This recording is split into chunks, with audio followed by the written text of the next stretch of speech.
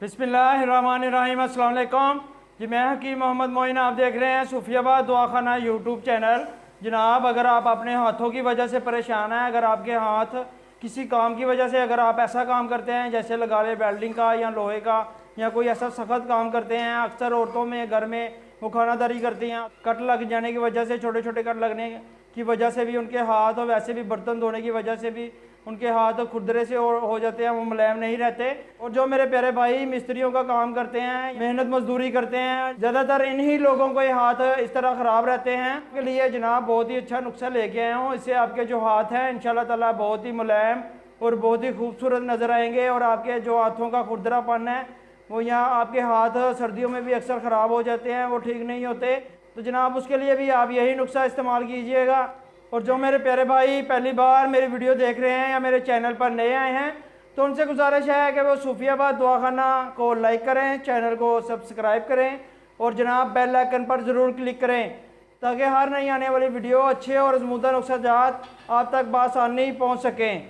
चले जनाब, अपने हाथों को खूबसूरत और मुलायम बनाने के लिए नुस्खा शुरू करते हैं।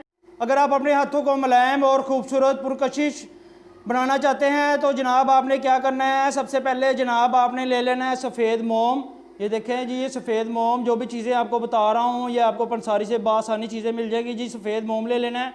और उसके बाद जनाब आपने ले लेना है गरी का तेल, गरी यानी कि खोपरे का तेल ले लेना है आपने।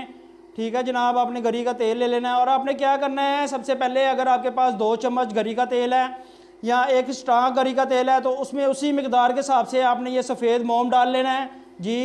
जिस तरह मैंने ये दोनों चीज़ें मिक्स करके रखी हुई हैं, आप देख रहे हैं कि इसमें मैंने 25 ग्राम गरी का तेल है और 25 ग्राम ही सफ़ेद मोम है। तो ये आपने क्या करना है, रात को ही आपने ये दोनों चीज़ें भिगो के रख देनी हैं, तो ये सुबह तक नरम हो जाएंगी। और हल्का सा चूल्हा जलाकर आपने इसको गर्म करना है, तो जनाब ये एक वैसलीन तैयार हो जाएगी।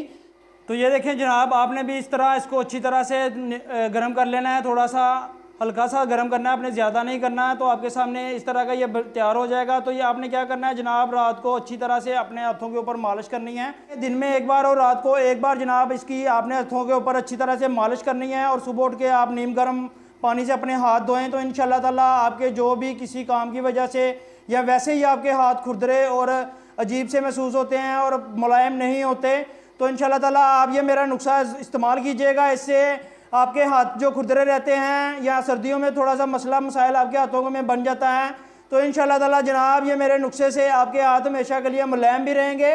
उंगलियां यानी कि जगह जगह से काली सी महसूस होती हैं, या अपने उंगलियों की जोड़ आप देखेंगे तो वो भी आपको काले महसूस होंगे, तो जनाब वो भी मुकम्मल तौर पर साफ़ हो जाएंगे और आपके हाथ बहुत ही मुलायम और पुरकशिश नज़र आएंगे। तो जी जनाब, सलामत रहें, आबाद रहें, फ़ी अमान अल्लाह।